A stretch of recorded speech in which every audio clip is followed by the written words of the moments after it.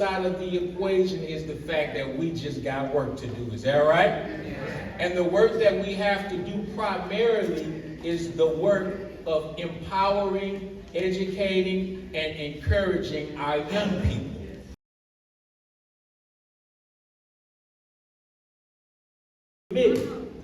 So when they reach out to us, Sean answers the phone. And if he gets the information, the who, the what, to the when, the where, the how, well, what we do is we send out well-trained conflict resolution specialists. These are brothers who are trained in settling beefs before the beef turns into bloodshed. And what we'll do is we'll send a tech to one side of the gang. Let's say you got two rival gangs. We're going to send Brother Sean over here to the east side of the neighborhood to see if he can calm things down. Then we'll send Brother Anthony over to the west side of the neighborhood. Let's see if he can calm things down. Once things get calmed down, because you can't bring them together while they're mad, right? You know what happens when two people get mad. They can't coexist in the same environment peacefully, because when you are angry, you don't think with logic, do you? So once we calm things down, we have established what are called, Brother Jarvis, conflict resolution centers. Conflict resolution centers. And if we can get the leaders of opposite sides of these gangs to calm down, come together, and we talk some sense into them, then we have prevented a funeral. Not only do we want to prevent funerals, what we want to do is we want to sit down and we want to talk to these young men and sometimes young women. And let's see what it is that they need in their lives in order to be successful. We want to know, what are your strengths? What are your weaknesses? What do you do well with proficiency? And how it is we can help you to invest in your skill. You know, some of these young brothers, they walk around with blue rags in their back pockets, but they can draw you with their eyes closed. Standing on the corner is a master architect, but nobody has given him a platform to be able to build his skill to become the great man that he was born to be. We want to do that. So not only do we want to say stop the violence, not only do we want to just tell these young people what they need to stop doing, we want to be able to be put in the position to guide them into what they need to start doing in order for them to reach their greatness. If we've created an awareness campaign called Is It Worth It? Anybody out here seeing these signs on the street, raise your hand. Good, good, good. That means our team has been doing the job. Now, Is It Worth It is the positive programming that we want to program our young people with on the streets. That means that if somebody offends you and you have it in your mind to want to take a life, we want you to ask the question, what? Is it worth it? Is it worth it? And if we can plant enough is it worth it seeds in the community, the hope and the prayer is that someone will actually think through their decision before they make a fateful decision that not only destroys their life, but will destroy an entire community. Is It Worth It is the awareness campaign. But the objective is to what? Stop the violence in H-Town. I'm finally walking my faith. I ain't walking by sight. I got a long way to go. I think I'm getting it right. I got a new mentor who been guiding my life. I pray to God that lady never ever leave my side. Learning to keep things calm, not to react with rage. Cause you was in your bed, I was locked in the cage. Approximately 7,000 simulated murders before they graduate from elementary school. That means murder in the movies, murder on the records, murder on the video game. Did I say video games? Yeah. 7,000 murders before they even graduate from elementary school.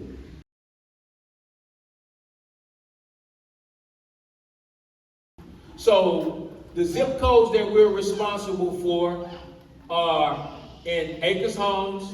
Anybody here from the Fofo? Shout out to the Fofo. Greens Point. I told somebody earlier, yeah, we got to bring the murder rate down in Greens Point. They said, oh Lord, y'all gonna need some prayer.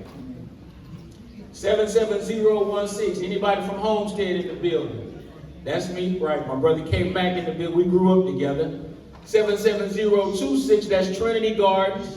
Uh-oh, Kathy. Hey, Kathy, how you doing, Queen? So good to see you. Thank you for coming out. And so these are the areas that we are targeting. But our trauma has become everybody else's entertainment. So that means all the movies that these young children are listening or looking at every single day becomes their influence. The music that they listen to is their influence. And until we start attacking the music industry that continues to profit off of our trauma, it's going to be very difficult to reach these kids, because I don't want to have to always be interventive, because we always got to grab the kids after they've already fallen. Yes,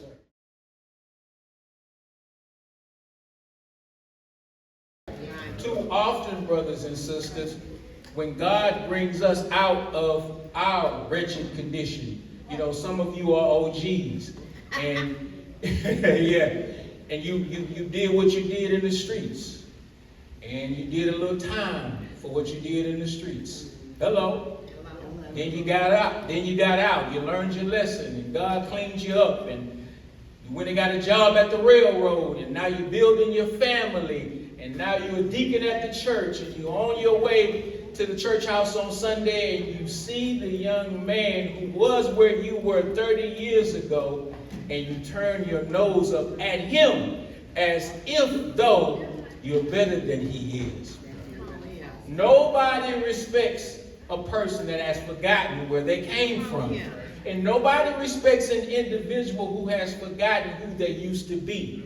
So my message to our community all the time is this. When you think about giving up on our youth, ask yourself where you would be if God had given up on you.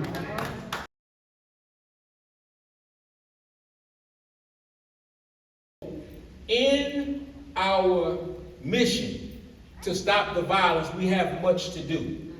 But one of the things that we have to do that we don't do enough of is listen. Listen. I always tell the community this. If you have a mentorship session with a young person and you do 90% of the talking and only 10% of the listening, then you just failed and you didn't even know it. But if you allow them to do 90% of the talking, first of all, getting them to open up to you was like cracking a safe. And if you can get that safe open and get them to talk to you, they will tell you how to help them. But sometimes we get caught up in liking to hear ourselves talk, and we miss the opportunity to save a soul. Brother Deric allowed me to comment. I'm one of the trainers for the program. In 1993, I was arrested at 16. I was certified in 1994. Walked under to Harris County Jail, and less than a year from the arrest to less than a year, I was in TDC at the age of 17. Ended up incarcerated for 17 years. So at one point in my life, I was that kid, Brother Jarvis. I really didn't care about NWA back then. I don't think none of us back then, because we were so caught up in our communities. But now the influence is great. The influence is constantly traumatic with the way that our youth and the way that other individuals too are being led by people who they'll never meet and people who don't care anything about them, because the music executives don't really care about them. Part of our goal, what we do is Deric is presented this topic today with community violence intervention, is that we deal with the highest risk individuals.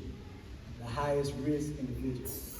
And we always say the highest risk, not necessarily at risk, right? But the highest risk.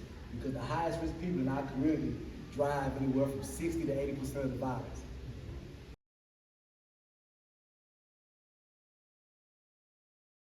And I'm saying this to say that in the community, we're going to have to take it up a notch if we're going to save our children. We can't show up to meetings and go home and do nothing, and say nothing, or don't support the people that tell you we on the ground doing the work.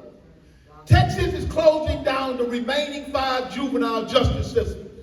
And they're closing down the remaining 5. There's something called community engagement with our young people, to where they're not going to send them to juvenile no more. They're going to put them back in the community. Young people that I deal with, the gangbangers, the shooters, they know that there's no repercussions in their actions. And they're closing them down because in 2017, they closed them down because they couldn't stop the rape of our children in the juveniles. Listen, they couldn't stop the staff from raping our children. They're closing them. Another lawsuit has just come out because they're raping our children again in the juvenile justice systems. And we expect for these kids to be raped in the institutions and come out here in the community and be decent children. One of the things that I tell you, May is Mental Health Month. I'm a mental health peer specialist along with a gang subject matter expert. I've been doing this work for 42 years. And I'm going to say this here, it's going to be a hot, bloody summer. Because we're not really putting our young people to work in the community. We have to beg to find brothers to be mentors.